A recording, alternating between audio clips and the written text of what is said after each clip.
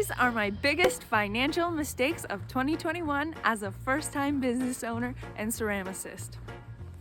Off to my favorite place, the beach. I think I definitely chose the silliest date to go. I'll show you the temperature. When it came to reclaiming in my own studio, well, at first I didn't even have a studio, so it was just a bucket that kind of sat underneath the wheel. And then it mainly turned into a swamp. That first bucket was absolutely disgusting. It was 4 different clays in one. There was just debris from everywhere falling into it, and I got to the point where I was like, I think we need to redo this. I'll start again and I'll do better next time. So I probably lost like a few bags or so of clay because I just didn't know what I was doing. So when I got an actual studio, I set up a proper area where I have a bucket for each clay, and now I can reclaim it easily. Back then, I had no idea what I was doing, and it was disgusting. I bet you there was 10 bugs in that clay. The clay was sinking sand to these bugs. I swear to God. And I would take it out. Next day I'd find it back in there again. Learn your lesson.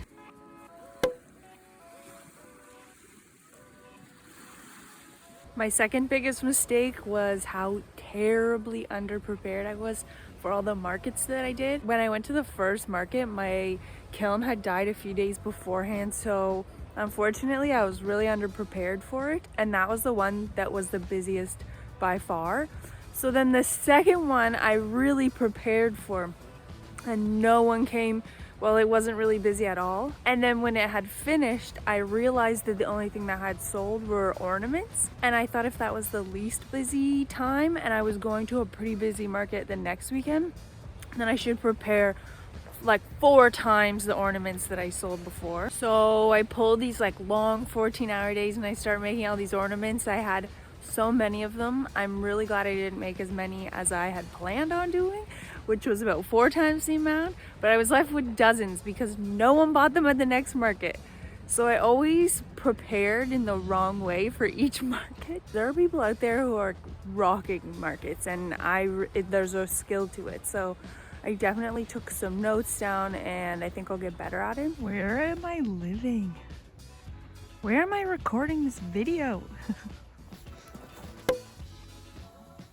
I took bootstrapping a little bit too seriously. I would go into my mom's kitchenware and then take blenders. So I'd find all kinds of tools around the house, and it definitely did help at the beginning, but as time went on, I really should have invested a lot more money in buying proper tools. I think tools help so much with creating a more streamlined process that I would have been able to make more money and pay back the amount that the tool would have cost by just making more with this new item. I really wish that I had invested in a drill sooner. Bats, those were amazing. I don't understand why I didn't get bats sooner. Bats are really cheap, especially production bats, and they've just made my process a lot quicker. The drill, I posted a video the other day. Best tool ever.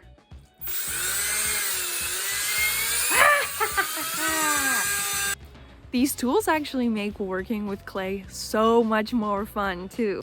Honestly, it takes me so long to create a single piece, and I really need to make that a lot faster. I did not realize that just all these little tiny pieces of clay were getting slowly but surely built up in my sink. So one day the house smelled like rotting eggs, and I couldn't figure out what it was, and for weeks this kept getting worse and worse, and I realized that because I didn't have a clay catcher attached to my sink, just the tiniest bit of clay was building up there every single time I would clean a tool, even if I was being really, really careful. The smell was so bad, my mom was probably very upset. Now my reclaim setup is that I throw in the wheel. I only have 2 types of clay as to not mix them up, which I did before. And then I move them to the plaster bats right here. Easy peasy. I fell in love with this matte white glaze, and then I found out that the company got bought out, and I guess they were changing their formulas. At the exact same time I ordered it in bulk, and I really dislike the new formula, so I have a bunch of it. I had so many pieces not work out that I used this glaze on because I was used to how it was applied before they changed the formula. And I don't know why I never asked for a refund, but here we are. Now I have bottles of matte white glaze, and then I ordered a bunch of white glaze from my usual supplier, and that came in. I hate it. I'll show you what it does, and I don't know how to solve this problem, so now I just have a huge bucket of it. Whenever I use this glaze, it does all of this, is it called crazing? It's so bad on the inside. I don't know, it seems like maybe there's a bit too much water in the formula, although I did add it exactly as specified. I'm not too sure how to solve the problem now. So I'm just going broke over here trying to buy white glaze. That's pretty much what's happening. My newest purchase is a very expensive bag that I got in from the States of dry glaze that I'm going to add water to. It's by Coyote. 10 pounds of white, 5 pounds of light blue Shino, I believe. So hopefully this works out. And also this will save so much plastic.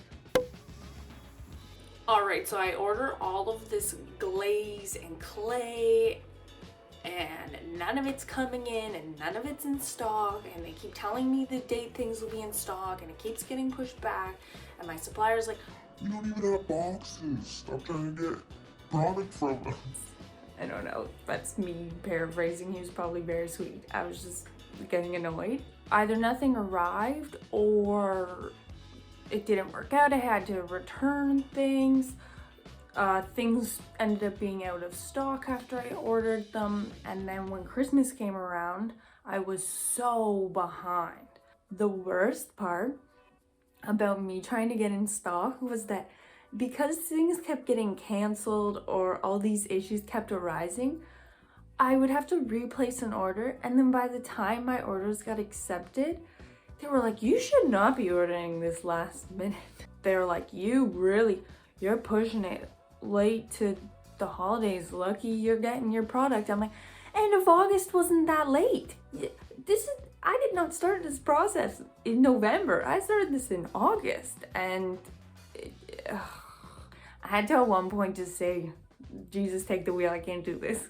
And the worst part was how late I got out the pumpkins for Halloween. I believe it was like the same week of Halloween, 2 days before Halloween, I got pumpkins out.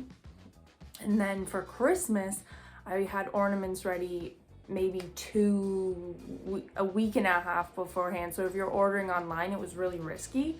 Although everything I do think made it, so that was exciting because I even sent out 2 packages a few days before Christmas and they got there on time, so that was really lucky. Boxing Day has not been the same though. It's really stressing me out.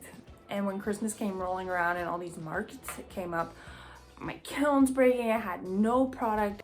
I felt so disorganized from mid-October to the end of December when I decided I was finally done for the holidays, which was maybe only a week ago. Mainly because there's also Boxing Day.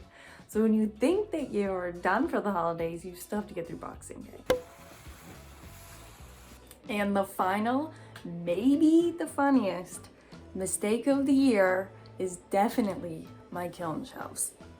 They are a disaster, and part of it's my fault and part of it's not my fault, but I'll show you. At the beginning, I only had enough shelves to go up one more layer, so the top really should have been for 2 layers of ceramic pieces, so the top layer was just getting blasted with way too much heat, and that would cause excessive dripping on the top layers. The top of the kiln was already the hottest part of the kiln anyways, This is what the majority of the shelves look like. They all have dripping at some point, and then I broke one.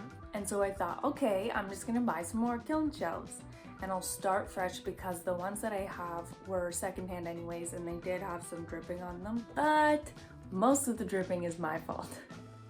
And then I get these new shelves and I think, oh, you know what? I'll kiln wash them later. I'll put the things that won't drip on them for now. I put an ornament upside down and I truly can't get it off for the life of me. So I kiln washed around it and I feel like an idiot.